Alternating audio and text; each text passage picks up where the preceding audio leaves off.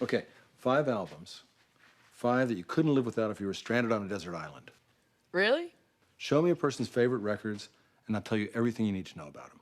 You know, one of the great things about having your own show is that you can sort of reach out and pick and choose from artists that you respect, artists that you wish got more attention, and you can shine a light on that.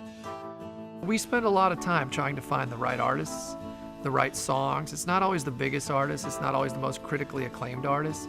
It's the right artist or the right song for a moment. When Mark and I talked about doing this show, we always said we wanted to use music like it was used in movies, where music played up full, music took you into scenes, music were their own scenes. So on our show, music is its own character. The cool thing about One Tree Hill is that it has all these great musical opportunities. The best days at One Tree Hill are the days that we can give back and say thank you, and that's what tonight is all about.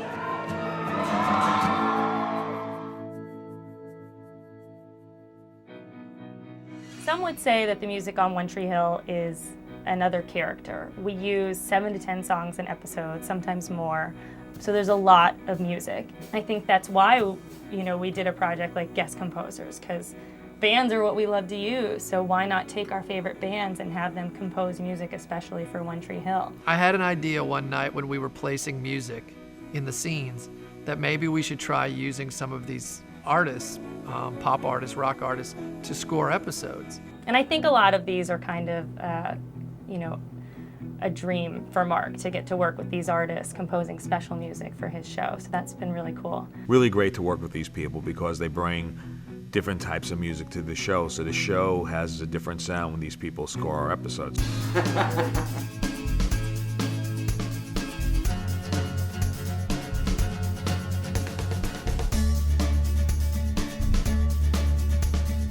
Here, everybody always asks me what it was like for me in high school because of the show. You're basically, you'll get a sense of it right here.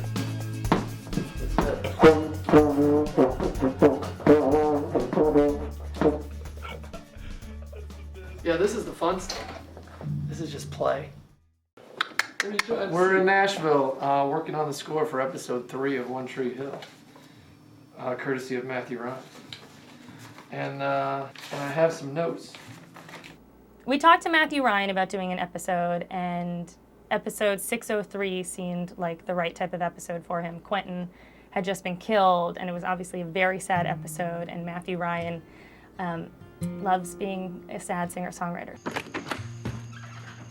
Hey, did anybody call you? Yeah. Is it true? Is Quentin really... is he dead? I had this idea about using guest composers, and obviously I knew what the weight of this episode was about and the heartache of this episode, so those are 2 things that I was always drawn to in Matthew's stuff. So Did you bring it up in Los Angeles? I think so. Yeah, so my first reaction was, oh, absolutely. But I'd only scored 1 film before, and I didn't know quite what I was getting into, but I just knowing Mark and the things we've talked about, just slowly over the years as our relationship developed, I started to feel like I could offer something. He actually sent me this major theme that you hear throughout this episode. He sent it to me without seeing the episode. He said, well, here's something I've been working on, and what would this work as a theme? We just talked about what the episode was about, and I really loved it. You really understand the momentum of what you're trying to achieve, and like I said, where my goal is just to create weather, it might take me a little while to start to understand like what you view as important as far as like the punctuation or the momentum of a scene. Exactly. Draw attention to that moment. Yeah. Plus, like a story like this, I think there's a lot of resonance in stories of loss like this. So and that's, I guess, I don't know. Those are the kind of stories I'm attracted to anyway. We should do it together. It feels bigger than us. It feels intangible, like you can't grab it, which is exactly what this moment is emotionally. You can't grasp it. Right. How does a little boy? And so I just don't want this hi-hat, which is very 4/4, taking us out of that whole ethereal thing that's going on.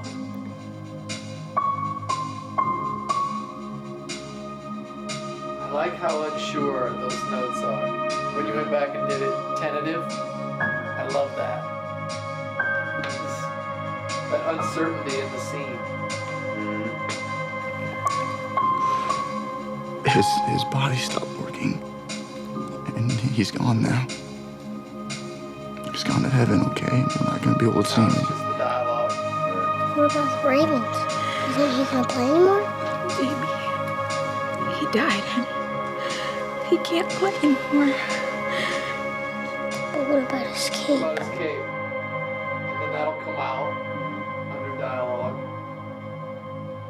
He's gonna like it, you'll see.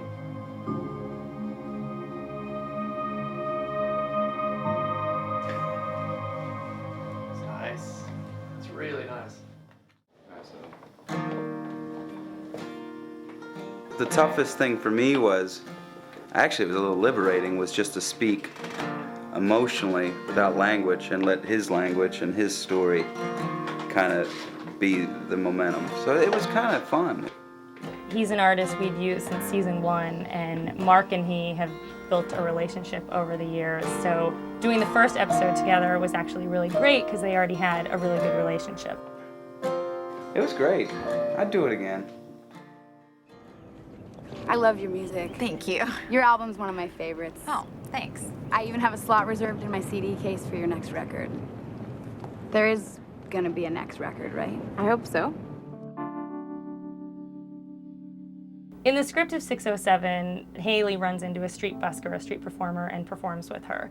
And we had been talking to Grace Potter about doing an episode, and when I read 607 and knew that Grace was available, I was like, that makes perfect sense. Why don't we have her compose and be the street busker? Hi, I'm Grace Potter, and I am playing Grace.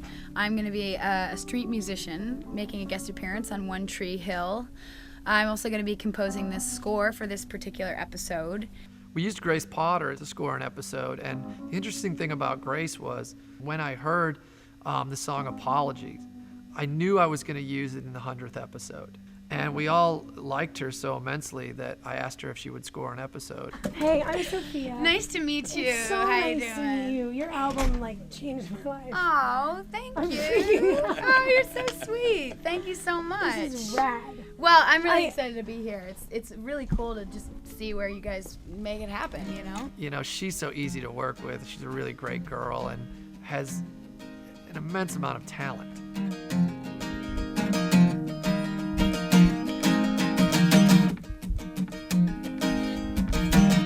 You know, the idea that I'm sort of playing myself and I'm not playing I mean, it's a weird thing. I'd almost rather just throw a real thick accent on and be called Crystal or something. I think it might make it easier. It's gonna be strange. I think I won't know till I get there whether to be nervous or not. I think it'll hit me when the cameras are on.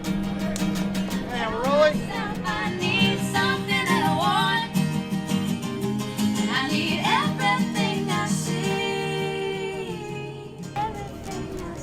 Oh, that's where I came in. That's where you do it. Okay. Because I thought it was me too, but I stay on C and you grab the everything I see, and then we do the whoa. Okay. Yeah, totally. Okay. Her music is really organic, which suits the show. You know, we love a little acoustic guitar paired with piano or organ, and just keeping it at a basic level, because you know, the music's complementing the story we're telling. You know, they invite a musician onto a show like this because they want the essence of what the musician sounds like. But at the same time, I'm really conscious of making sure that it fits into the vibe of the show and make sure that all my notes match up with the little facial expressions and things like that. But it's just been fun. It's an exploration, you know? I've never done it before, so I'm just kind of playing it by ear. We just had a lot of fun. We were in there for 2 days eating like bad fast food and scoring an episode of One Tree Hill, and you know, those are usually the days that are the best days. Let's watch some score. What do you say? You want to hear what I just did? Do it. All right, what do we got? He's probably just a late bloomer. I'm sure he'll make friends. Someday. Listen, honey, if your little brat doesn't stop picking on my son, not only will I give Jamie permission to kick his ass, but I'll be kicking your ass right alongside of him. Not that bitch? I'd like to see you try, little girl. Nice. I know, but you didn't see her. She was... I have to say, the one strange thing is that I don't know enough about a lot of these characters to really know what to do, so I have to kind of get to know them while I'm watching the show. You know, hearing what they're saying and kind of you know, building upon that attitude to help kind of augment the situation.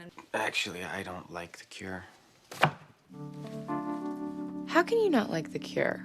Well, their music's depressing and whiny. Yeah, and if it could squint, it would be you. I wouldn't be real aggressive with the swell if you Yeah. can control that. Is that your? Oh, yeah, that's what's fine. doing that? Yeah, I'd be. I Subtle. like how just a little More more of a subtle. pad. Yep, exactly. You want a pad to... When she came in, I have to say, she got it really quickly. We gave her 3 days to score the episode. She was done in 2.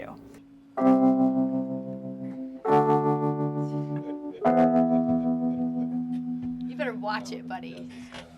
And it's just been a joy to kind of discover the function of this One Tree Hill world. It's really wild.